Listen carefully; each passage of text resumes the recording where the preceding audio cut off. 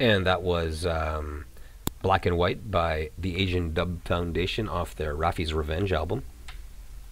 Nice. Yeah, I thought I'd just throw that track in there because I felt like I was getting carried away. Hmm. Yeah, So, we both were, and I mean, I think it's because the conversation that we had last night kind of got us both realizing. I mean, we know where we're at with Stephen Harper, but when we look back and we look back at things like the Peter Mansbridge interviews that we've talked about, where he interviewed each of the three party leaders, 13, I think it was within the last 2 weeks of the election, and it's stunning to look at it now in hindsight and to see the results that came from it and the differences of the way that the setting was treated for each of those individuals, yeah, and the tone of those interviews, and then another thing that I'd like to talk about a bit too is, in each one of these instances, I can see the possibility for an implosion with the Conservatives, or like we said tonight, the Conservative Reform Alliance Party. The crappy shit that we're getting here in Canada. yeah, In 2006, there's Stephen Harper, a little wee 30-second election ad where he talks about accountability and creating the Parliamentary Budget Office, and we know where that stands today. And in those Mansbridge interviews that we're going to hear too, I'm hoping that there'll be the piece in there where Stephen Harper basically says that it was that there was fear mongering by the opposition in saying that if he got a majority that there would be abuse of power and scandals. Well, I think that's where we're at today, and that other article too that we talked about where the constitutional scholar was analyzing Michel Jean's response to Harper's asking to prorogue Parliament. I think all these things tie together, and I think we can now pretty much prove, even if some of it's speculation, you can see a pattern, and it's very, very, very visible. you make a good point, Mike. Why don't we start at the beginning? And I think that our discourse this week was basically generated from the article that we saw in the Globe and Mail called "Jean Feared Dreadful Crisis When Harper Sought Prorogation." Okay? Right. And I guess the person who wrote this article, Stephen Chase, and we'll link to this article when we post up the show. In fact, what I can do is I can throw this on my Facebook right now. And if anyone's got me on Facebook, look at it right now. So Sure. you're And I'll seeing throw this. it on the opposition radio page too, in case some people aren't on your list as well. So. Perfect. And anyway, so we see Peter Russell speaking with this Globe and Mail reporter, and basically what he is saying is that Parliament needed to be prorogued because if the three opposition leaders who were representing of the leaders of parties who had representatives elected by the Canadian people got together, formed a coalition government, which was entirely within their right. Okay, Which held a majority of the seats in Parliament at that time. Yes. So Canadians would have been governed by representatives who represented over 50% of the popular vote for the first time since, I don't know, my lifetime anyway, at least. Then the Canadian government would have been There would have been a crisis in the confidence of democracy. Yeah, they would have been in jeopardy of having the conservative attack machine unleashed, and that wouldn't have been good. So apparently, if you're the Governor General and you have to make your decisions based upon whether or not the Conservatives will attack you for them, because if the Conservatives unleash their giant PR machine, then that's going to turn Canadians against ... the Constitution. Okay, right? Because what essentially Michael Jean helped Stephen Harper do was abrogate the constitutional rights of all Canadians. Okay? Absolutely. Because, I mean, that was Stephen Harper's line at the time. Yeah. He was pretending that he didn't know how the Constitution works, because he knows. Yeah. And he kept saying things like, "Oh, I just couldn't imagine that it would be so wrong to take for them to dislodge the chosen party by most Canadians." And it's like, that's simply just not the way that our system works. Yeah, he says if you, I guess his argument would have been if you're the party with the most seats, you're the government. Period. Even in a minority setting. End of story. Yeah, but it's not like that.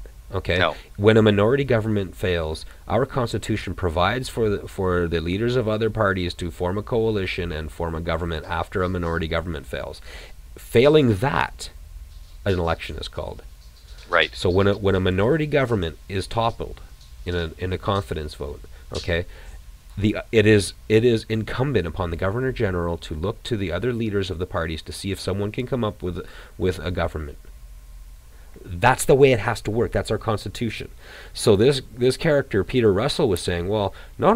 Michaëlle Jean did the exact right thing, because if she didn't, then it would have turned the conservative public relations machine against this situation, and Canadians would have obviously responded to that obediently and lost faith in the system. And to the extent where he even says that it would have been bad because we would have looked like Greece. We would have, in other words, he's saying that, the world would have looked at Canada and shook its head.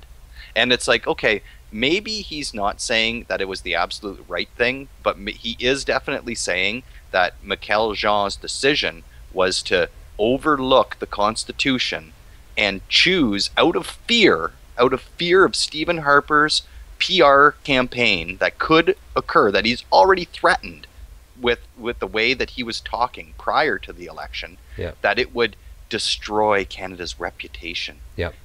I mean, that is sickening. Yeah.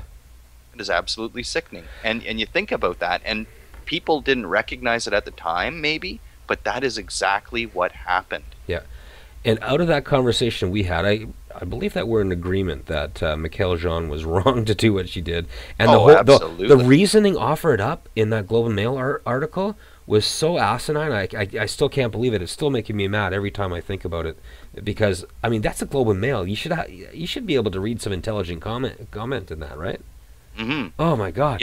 You definitely have to be able to read between the lines to be able to see that essentially this Peter Russell, the constitutional scholar that they're quoting in here, he doesn't come out and say what we just said, but that's what he's saying. He's saying that Stephen Harper's PR campaign would have been so aggressive that that's the consideration that made Michaëlle Jean decide, instead of following the Constitution and parliamentary procedure with setting up of governments, as you discussed, she decided to have more fear in Stephen Harper's PR machine than to do the right thing.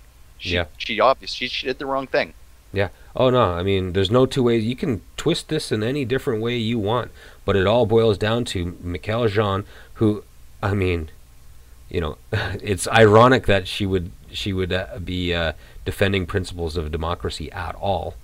You know what I mean? Mm-hmm. Because she's not elected. She's the Queen's representative. So if she does anything beyond kissing the ass of a foreign dignitary or cutting a ribbon, then it's an abrogation of democracy, because she's not elected. But she holds very real power. We as Canadians do not like to see our Governor General wielding any kind of power, because she's not a democratically elected person.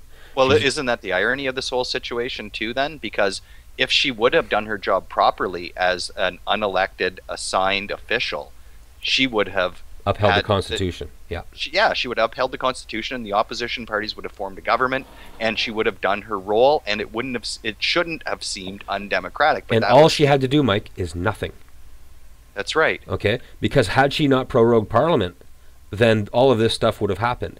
Instead, she followed Stephen Harper, who was arguing that it would have been undemocratic to not prorogue Parliament, but really he made an unelected official make a decision against against the rules that she didn't play by the rules that were assigned to her. So Canada could have avoided all this hassle with Stephen Harper, right? We could have. Absolutely. All of us in this country who are terrified that we're slipping into a fascist state right now, we wouldn't have anything to worry about, because a government formed by these three party leaders, Stéphane Dion, Jack Layton, and Gilles Duceppe, okay? Three fantastic human beings in politics. Like I said before, there's good people in politics and there's bad people in politics. Stéphane Dion, Jack Layton, and Gilles Duceppe are not the bad people in politics, period. Mm-hmm. End of story. And you can say what you want. I have a hard time imagining any one of those three guys running a government the same way, or the same negative way that Harper does. Like I just don't. You might disagree with what they do, but they're not going to limit journalist questions. They're not going to, hide things from Parliament, and they're not going to have somebody like Dean Del Mastro stand up and just deny everything anytime somebody's talked to. They're not going to respond in Parliament by not allowing people to answer, like Tony Clement was not allowed to answer, and instead John Baird stand up and bark at people. Yeah. I mean, yeah. Now I'm getting angry. Well, why don't we? Why don't I introduce the clip where Ignatieff and Mansbridge have an interview? Okay, this happened 4 days after that Rise Up speech that we heard at the beginning of the show. Right. And when Mansbridge sat down with Ignatieff, he fucking murdered that guy.